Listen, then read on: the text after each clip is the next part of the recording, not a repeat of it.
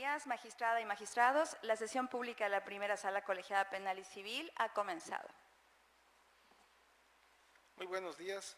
Con fundamento en el artículo 43, párrafos segundo y tercero de la Ley Orgánica del Poder Judicial del Estado, se abre la sesión pública con grabación de la primera sala colegiada penal y civil, señalada para el día de hoy, 13 de mayo del año 2026 a las 11 horas. En consecuencia, tiene el uso de la voz a la secretaria de Acuerdos. Gracias, magistrado presidente. Se encuentran reunidos la magistrada y los magistrados que integran esta primera sala de conformidad con el artículo 2, fracción 1 del Acuerdo General número EX0226030201 del Pleno del Tribunal Superior de Justicia del Estado de Yucatán, de fecha 2 de marzo del 2026, con el orden interno siguiente. Como magistrado primero y presidente, licenciado en Derecho, Hernán Jesús Vega Burgos. Como magistrada segunda, la licenciada en Derecho, Claudia Crisol Antonio Mayor. Y como magistrado tercero, el licenciado en Derecho, Mario Alberto Castro Alcocer. Muchas gracias, secretaria. Por favor, dé cuenta de los tocas listados para la sesión. Sí, magistrado. Como previamente se hizo el conocimiento de ustedes, magistrado y magistrados, así como de la ciudadanía en general, en el portal de Internet oficial del Tribunal Superior de Justicia del Estado, en cumplimiento de las obligaciones de transparencia y acceso a la información pública, esta sala como órgano colegiado ha enlistado en total 6 tocas para ser expuestos y votados en esta sesión. Les pregunto a ustedes si el número de tocas listados será sesionado en su totalidad y, de ser así, sean tan amables de expresar su anuencia en votación económica. Muchas gracias. Se comienza entonces con el toca del magistrado primero, licenciado en Derecho, Hernán Jesús Vega Burgos, quien enlistó una resolución. Toca número 1 de la lista de la sesión, corresponde al índice 96-2025, que deriva del expediente civil 170-2024 del Juzgado Primero Civil. Se trata de un juicio extraordinario hipotecario. La resolución apelada es una sentencia de fecha 3 de julio del 2025 y el apelante es la parte demandada. Magistrado, tiene usted el uso de la voz. Gracias, secretaria. Someto a consideración de la magistrada y el magistrado de la sala el proyecto de resolución que en este acto explico en forma sintetizada, siendo el problema jurídico a resolver determinar si fue correcta o no la decisión de la juez al declarar la procedencia del juicio extraordinario hipotecario. Los agravios manifestados por el recurrente resultan infundados e inoperantes en razón de los siguientes argumentos. Respecto del primero, se analizó que la sentencia emitida por la juzgadora de origen sí estuvo debidamente fundada y motivada, en virtud de que acreditó la existencia del contrato de compraventa con otorgamiento de crédito y constitución de garantía hipotecaria, mismo que fue celebrado entre la institución crediticia y el demandado, con el consentimiento conyugal de su esposa. En el segundo agravio, este tribunal sostiene que si bien el derecho humano a una vivienda digna y decorosa se encuentra reconocido en el artículo 4 de la Constitución, así como en los tratados internacionales, este no es absoluto ni se traduce en una prerrogativa que permita conservar la posesión con independencia de la existencia de un incumplimiento probado.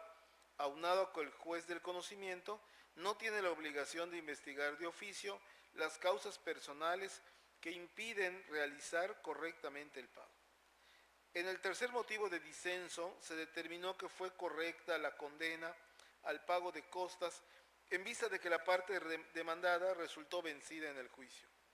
Finalmente, los demás agravios resultan inoperantes, ya que los argumentos vertidos por la apelante constituyen una cuestión ajena a la litis planteada en primera instancia, misma que no puede ser atendida en esta alzada. Por las razones expuestas, se concluye en que el razonamiento de la juzgadora de origen fue correcto al declarar la procedencia de la acción intentada. Por tanto, se propone confirmar la sentencia definitiva de fecha 3 de julio del año 2025. Asimismo, se condena a la parte recurrente al pago de las costas erogadas con motivo de esta segunda instancia, reguladas que sean conforme a derecho. Es cuanto. Secretaria, por favor, tomar el sentido de la votación. Sí, magistrado. Magistrado primero, licenciado en Derecho, Hernán Jesús Vega Burgos. A favor. Gracias. Magistrada segunda, licenciada en Derecho, Claudia Crisol Antonio Mayor. A favor. Gracias. Y magistrado tercero, licenciado en Derecho, Mario Alberto Castro Alcocer. A favor. Gracias. El proyecto ha sido aprobado por unanimidad de votos. Se concluye de esta forma con el toca del magistrado primero y se comienza con los tocas de la magistrada segunda, licenciada en Derecho, Claudia Crisol Antonio Mayor, quien enlistó 4. El toca número 1 de la magistrada segunda corresponde al número 2 de la lista de la sesión. El índice es 93-2025, deriva del expediente civil 231-2014 del Juzgado Primero Civil. Se trata de un juicio extraordinario hipotecario. La resolución apelada es una sentencia de fecha 24 de junio del 2025 y el apelante es la parte demandada. Magistrada, tiene usted el uso de la voz. Muchas gracias, secretaria. El proyecto que someto a su consideración, compañeros magistrados, tiene el problema jurídico a resolver siguiente: determinar si la juzgadora de primera instancia actuó conforme a derecho al reconocer primero a una persona moral y luego a una física el carácter de cesionarias de los derechos que correspondían a la parte actora del juicio y ponerlos en el mismo lugar, grado y prelación que correspondía al cedente, sin que previamente se hubieran notificado las cesiones al deudor. La representante legal del menor de edad recurrente, como agravio, hizo valer que se violó lo dispuesto en el artículo 1229 bis del Código Civil, ya que a su parecer de las cesiones otorgadas no se advierte que la acreedora original conservara la administración del crédito cedido, por lo que opera bajo pena de nulidad la obligación de notificar por escrito ambas cesiones al menor de edad demandado, y al no hacerlo se le dejó en estado de indefensión, pues se le impidió ejercer su defensa frente al cesionario. Motivos de inconformidad que son infundados, ya que si bien es requisito notificar por escrito la cesión de derechos litigiosos previo a que el cesionario comparezca a juicio, ello es en los casos en que éste promueve la acción. Sin embargo, cuando se incorpora a juicio una vez iniciado, dicho requisito se cubre con la notificación del auto que tiene a la cesionaria compareciendo al proceso y en lo que se le coloca en el mismo lugar que la parte actora, como se hizo en el presente caso. Es por lo cual se propone confirmar la sentencia de fecha 24 de junio del año 2025, sujeta a revisión. Secretaria, procede por favor a la votación. Sí, magistrada. Magistrado primero, licenciado en Derecho, Hernán Jesús Vega Burgos. A favor. Gracias. Magistrada segunda, licenciada en Derecho, Claudia Crisol Antonio Mayor. A favor. Gracias. Y magistrado tercero, licenciado en Derecho, Mario Alberto Castro Alcocer. A favor. Gracias. El proyecto ha sido aprobado por unanimidad de votos. Bien. El siguiente toca de la magistrada segunda corresponde al número 3 de la lista de la sesión. Toca 144-2025. Deriva del expediente civil 78 del año 1995 del Juzgado Tercero Mercantil. Se trata de un juicio extraordinario hipotecario. La resolución apelada es de fecha 9 de septiembre del 2025 y el apelante es la parte actora. Magistrada, tiene usted el uso de la voz. Gracias. En este asunto, el proyecto que someto a consideración de los magistrados, el problema jurídico a resolver es el siguiente: determinar si fue apegada a derecho la decisión de la jueza primigenia al considerar improcedente el pago de las cantidades por concepto de intereses normales u ordinarios y moratorios que el ejecutante señaló en la planilla de liquidación bajo el argumento de estar imposibilitada para verificar si los montos propuestos fueron correctos, al no precisarse los periodos que cubrían y las bases tomadas en consideración para su cálculo. El recurrente en sus agravios refirió que sí quedaron demostrados los intereses tanto ordinarios y moratorios, toda vez que las cantidades que no se tomaron en cuenta son los conceptos que se establecieron en la sentencia condenatoria y en su oportunidad quedaron señalados en la planilla de liquidación que se actualizó hasta la fecha del remate. que en todo caso se debió considerar el estado de cuenta certificado que obra en autos, del que se advierte que contempla cantidades similares a la planilla de liquidación y que al no aprobarla en sus términos viola su derecho de acceso a la justicia en su vertiente de ejecución de sentencias. Argumentos que son infundados, pues de la planilla de liquidación no se advierte que los montos señalados por concepto de intereses ordinarios y moratorios se encuentren desglosados por periodos de tiempo, de manera específica si en los mismos se contempla lo condenado en la sentencia y su actualización, y a cuánto equivale cada uno, como tampoco se advierte cuáles son las bases que se tomaron en consideración para su cálculo, para estar en posibilidad de realizar las operaciones aritméticas respectivas a fin de verificar si tales cantidades son correctas, sin que sea posible tomar en consideración el estado de cuenta certificado que obra en autos, pues este se expidió meses antes a que se celebrara la audiencia de remate y que es el momento hasta el que se calculan los intereses, por lo que existe un periodo de tiempo sin contabilizarse.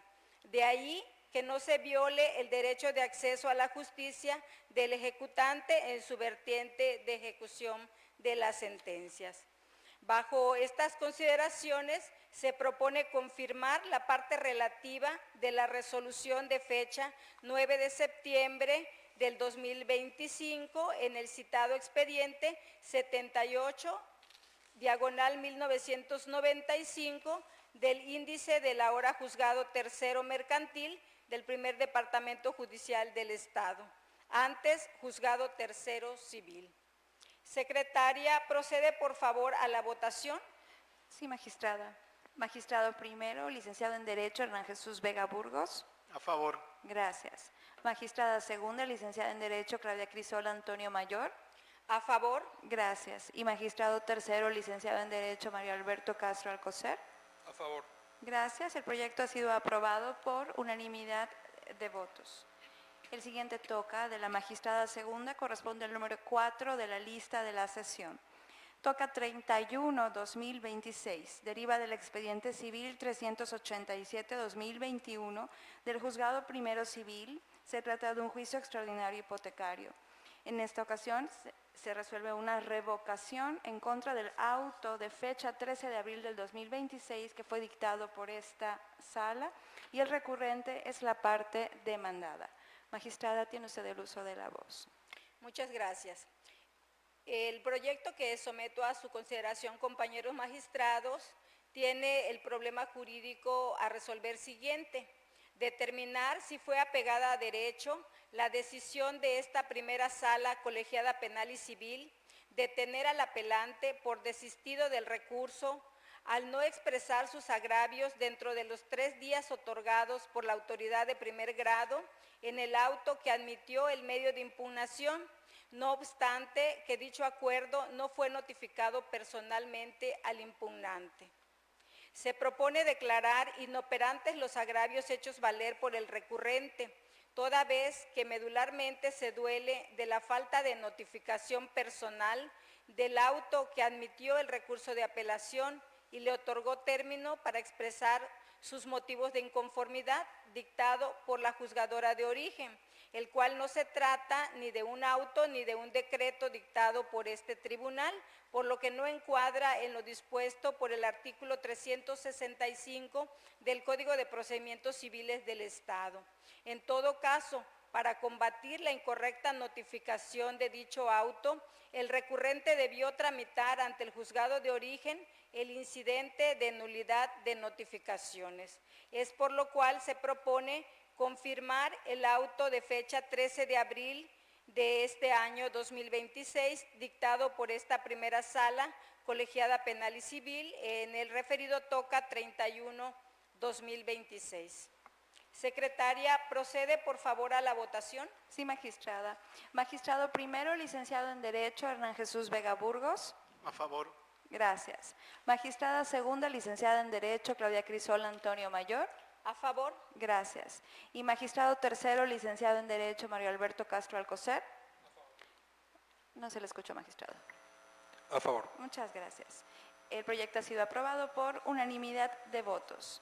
El siguiente toca corresponde al número 5 de la lista de la sesión. Es el toca 15-2025, deriva de la causa penal 9-2020 del Juzgado Primero Penal del Primer Departamento Judicial del Estado.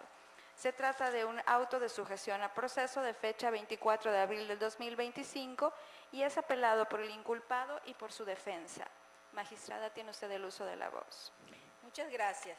Bien, en este asunto, el proyecto jurídico a resolver, el problema jurídico a resolver es el siguiente, que se somete a su consideración determinar si fue correcta la decisión de la jueza de primera instancia de decretar auto de sujeción a proceso en contra del sujeto activo por el delito de difamación querellado por la víctima directa, tomando en consideración las pruebas que obran en autos de dicha carpeta.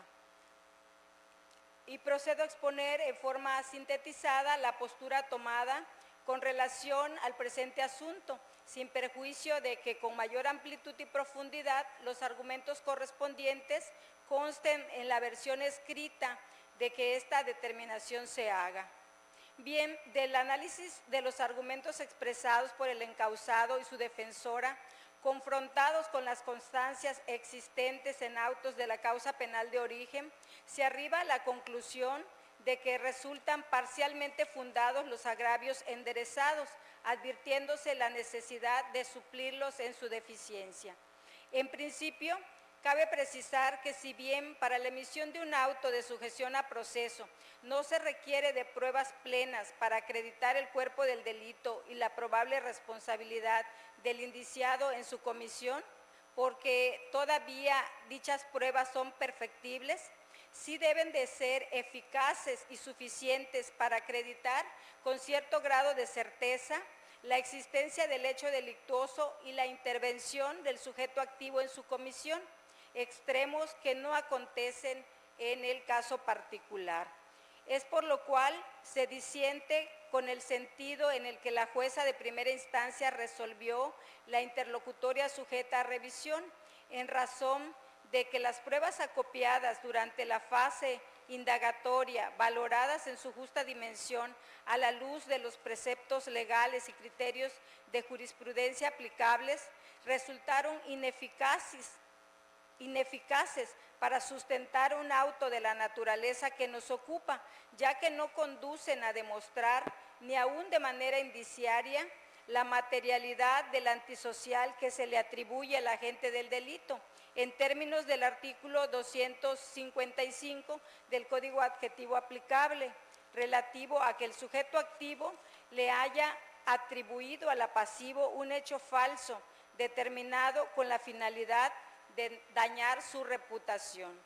Sentado lo anterior, toda vez que la materialidad de la conducta delictiva que en concreto se imputa al encausado no se sustenta con el esquema probatorio, es claro que existe una insuficiencia probatoria que impide que se tengan por satisfechos los requisitos de fondo que exige el artículo 19 constitucional para dictar un auto de sujeción a proceso, concerniente en que los datos arrojados por la averiguación previa sean bastantes para comprobar el cuerpo del delito de que se trate y para hacer probable la responsabilidad penal del sujeto en su comisión, por lo cual ha lugar a revocar la resolución recurrida, que se trata, como se ha dicho, el auto de fecha 24 de abril del año 2025, dictado en la causa penal 9/2020 del índice del Juzgado Primero Penal del Primer Departamento Judicial del Estado, y en su lugar decretar auto de no sujeción a proceso a favor del sujeto activo por el delito de difamación querellado por la víctima directa. Secretaria, procede por favor a la votación. Sí, magistrada. Magistrado primero, licenciado en Derecho, Hernán Jesús Vega Burgos. A favor. Gracias. Magistrada segunda, licenciada en Derecho, Claudia Crisol Antonio Mayor. A favor. Gracias. Y magistrado tercero, licenciado en Derecho, Mario Alberto Castro Alcocer. A favor. Gracias. El proyecto ha sido aprobado por unanimidad de votos. Se concluye de esta forma con los tocas que fueron enlistados por la magistrada segunda y se inicia con el toca del magistrado tercero, licenciado en Derecho, Mario Alberto Castro Alcocer. Corresponde al número 6 de la lista de la sesión. Es el toca 146-2025, deriva del expediente civil 660-2024 del Juzgado Segundo Civil. Se trata de un juicio extraordinario hipotecario. El autoapelado es de fecha 30 de octubre del 2025 y el apelante es la parte actora. Magistrado, tiene usted el uso de la voz. Muchas gracias. En el proyecto que someto a su consideración, magistrados, el problema jurídico a resolver es determinar si como consecuencia del recurso de apelación se confirma, revoca o modifica la parte conducente del autoapelado. El inconforme aduce en su primer agravio que se viola en perjuicio de las partes el principio de congruencia, la debida fundamentación y motivación y la ausencia de disposiciones legales que permitan desechar lisa y llanamente, ya que no es un impedimento el error sumatorio del convenio para que éste se apruebe. Como segundo agravio, señala que el programa que concede el convenio se traduce en que esa institución de forma voluntaria haga concesiones a favor de la deudora con el fin de resolver el conflicto judicial y que mediante un acuerdo se interrumpa el procedimiento de ejecución de garantía hipotecaria, por lo que, sin ese programa de apoyo, lo que correspondería es continuar con la ejecución del juicio. Y por último, en su tercer agravio, señala que lo dispuesto en el artículo 462 del Código Adjetivo es un tema de legalidad, ya que el argumento de que su representada hará un avalúo equivale a que sea el precio pactado por las partes. Dichos agravios, analizados de manera conjunta por cuanto se encuentran íntimamente relacionados entre sí, considero que son parcialmente fundados, ya que se considera que al no aprobarse el convenio, la parte demandada resentiría los efectos negativos de dicha determinación y se afectaría su derecho a tener una vivienda adecuada.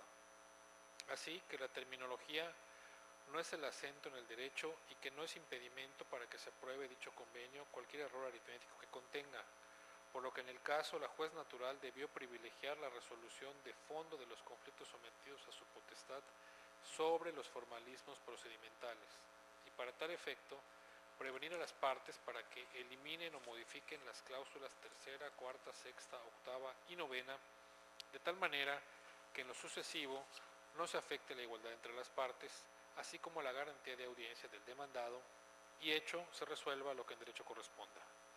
Por lo tanto, propongo modificar el auto impugnado. Secretaria, por favor, proceda a la votación. Sí, magistrado. Magistrado primero, licenciado en Derecho, Hernán Jesús Vega Burgos. A favor. Gracias. Magistrada segunda, licenciada en Derecho, Claudia Crisol Antonio Mayor. A favor. Gracias. Y magistrado tercero, licenciado en Derecho, Mario Alberto Castro Alcocer. A favor. Gracias. El proyecto fue aprobado por unanimidad de votos. Se ha terminado con los proyectos que fueron listados en esta sesión, magistrada y magistrados. Magistrado presidente, tiene usted el uso de la voz. Muchas gracias, secretaria. Se ordena a la Secretaría de Acuerdos que levante el acta de la sesión y la someta a aprobación y firma de la magistrada y los magistrados para que después pueda ser publicada a fin de cumplir con las obligaciones de transparencia.